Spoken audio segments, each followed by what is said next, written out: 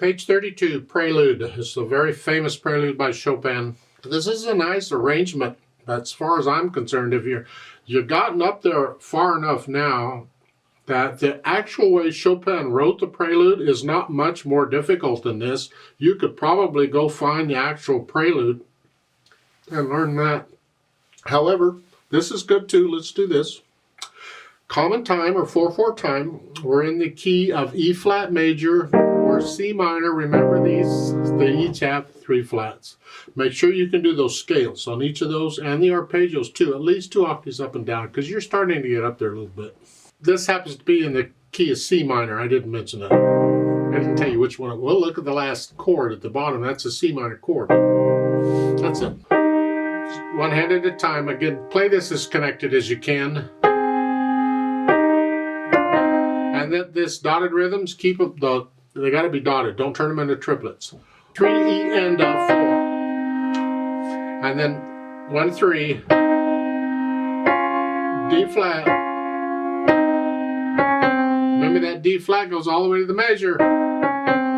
Now it's a D natural and a B natural. E natural. They give this is the last note on the first line. They give you natural sign up above in parentheses. Usually they put it in front of the note. They chose to, doesn't matter where it is. They're telling you, by the way, this is a natural, hint, hint, hint. You don't need it. It's a natural because the natural sign earlier in the measure applies from that point on for the rest of the measure. Remember, an accidental is a sharp, flat, or natural.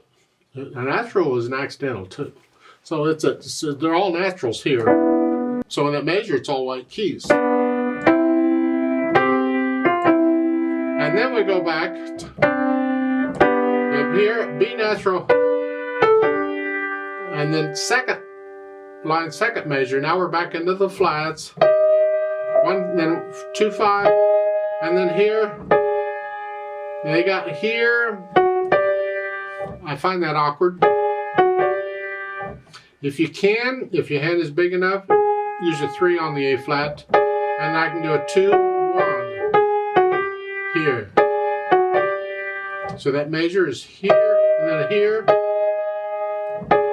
or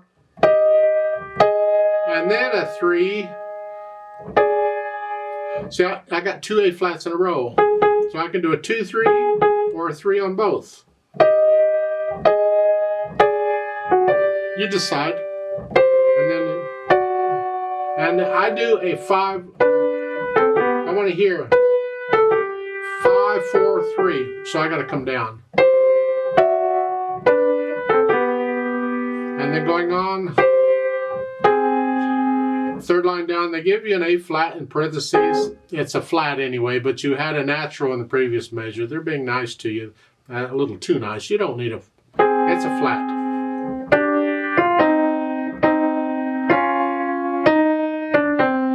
Now you need the natural sign because you just had a D flat. Then you do that again. Last line, going from the first measure to the second. I do, as you keep the 3 on that, I just do that. You can do it 2 if you want, I just don't see any point. And then here. And for the chord at the end, it's a 2 3 5. Stay where you're at and just spread out. Here. You got to get off the note a little early, that's fine, but I'm still not moving the hand. I don't move my hand any more than I have to. Left hand, we're just supporting it. Oh, this is fun. Right in the first measure. Third beat, it's an F, a G, and a B natural. And then here, you can do a 5, or you can do a 1 on the A flat, or a 2, whichever. And then they say a 2 3, okay, if you want, and then a here.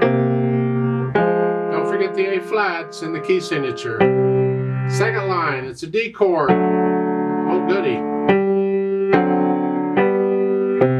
And then we just come down chromatically. Just follow the chromatic.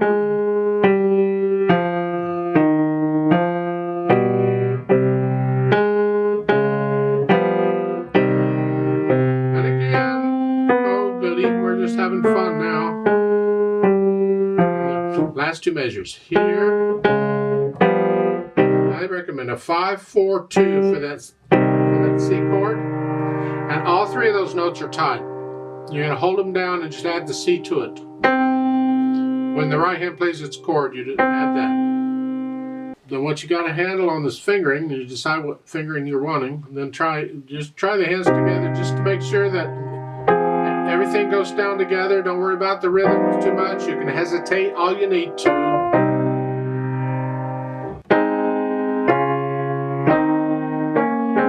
You just have to watch these accidentals. They'll get you. Here.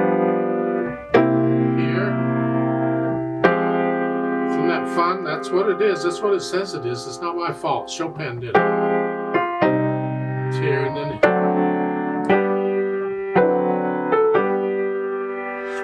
So you work out the hands together and then go back over it a few hundred times to get rid of the hesitation so it is a steady beat.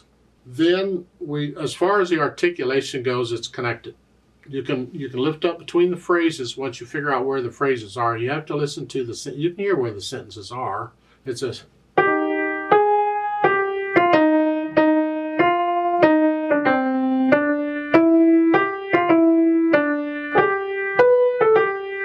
almost every two measures is a phrase. Otherwise, you just connect it all. And the left hand connect it all. They do give you slurs in the second line to connect it.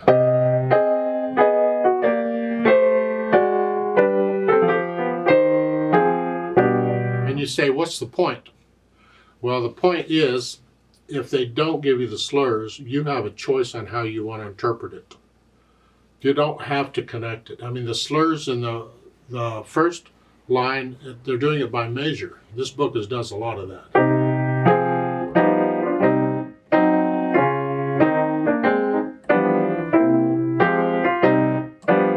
I find that choppy. I would suggest that you connect every two measures together and phrase it according to every two measures. But when you get to the second line, second measure, now all of this is connected. Three measures connect all this together.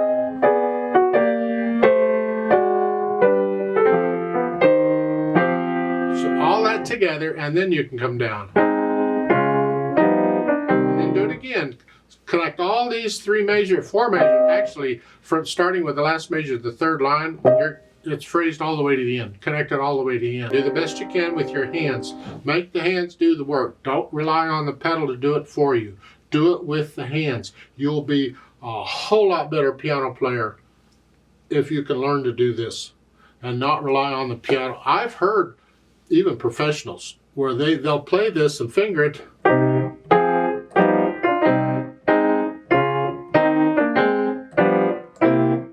relying on the piano to connect it. And I disagree with that approach. I totally disagree with it. Each to his own, I guess, but I don't recommend it. Dynamics, it's mostly the right hand, but almost it's both hands together. It's very loud at the beginning. Third measure, come down so you go back up. A little louder. And then go again. And second line, second measure. Now all of a sudden, you're soft. And you're staying soft until the third line. You have a swell. Go up a little bit, maybe moderately loud here. Now you're going to echo that. Last measure, the third line. Now you're very soft. It's really, really, really important that you do that too. This part is really super soft. And then you have a swell at the end, the last two measures, from very soft up to about a soft. And then that last chord is super duper soft, huh? Piano pianissimo, 3 Ps. Just as soft as you can make it. Don't use the soft pedal, that's cheating now. Learn to do this with the hands. Real soft together. And just let it die away. As far as the speed goes, largo is really slow.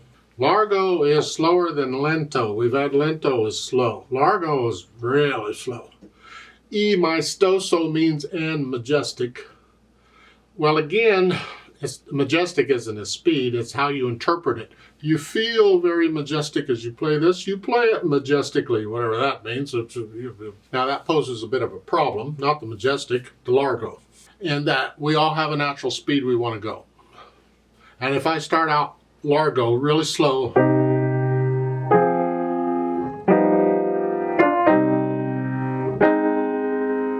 by the time I get to the third line, I'm going, I've sped it up because I don't want to go that slow. So we do little techniques, tricks, whatever you want to call them, to keep us slow. And that is, we simply subdivide the beat. Instead of thinking 1, 2, 3, 4, I go 1 and 2 and, because that speeds it up. Mentally, it speeds it up. And I can keep that going pretty well. 1 and 2 and 3 and 4 and 1 and 2 and 3 and 4 and. I have a better chance of keeping it at a steady speed if I subdivide the beats. If I find I'm still speeding it up, then I go even further. 1 E and a 2 E and a 1 E and a 2 E and a 1 E and a 2 E and a 1 E, the 2 E and a 1 E and a, whatever it takes to keep a solid beat. I mean, the 1 E and a 2 E and a nice because that keeps your rhythm and your dotted rhythms in place too. It's a personal thing. You have to figure out what works for you, but whatever it takes to keep it slow. It's okay to use a metronome at first to help you out, but eventually you got to be able to play it without a metronome. Now they've added pedal, of course, because we want the overtones. See, we use pedal for specific reasons, or we don't use it, I hope. And in piano, the notes, when you play them, it's percussive. When you play it, it immediately dies away. It's ba. Every time. That's just the way the instrument works. And when we go slow like this, you have lots of times to hear this ba die away each time. It just is. So we color it. We add overtones. It's one of the reasons for using piano is to color the longer notes. Even in a regular piece that you're playing, if you have longer notes, half notes and whole notes, whatever held out, typically you might try pedaling those and see if it helps the sound at all. Because we want the overtones, we want the color. And it's overlapping. Put the notes down first and then change the pedal or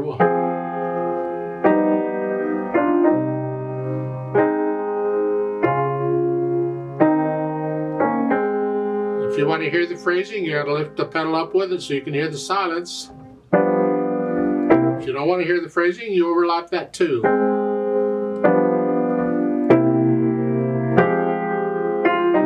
And we're simply changing this with each beat, each quarter note, all the way through. And that's fun.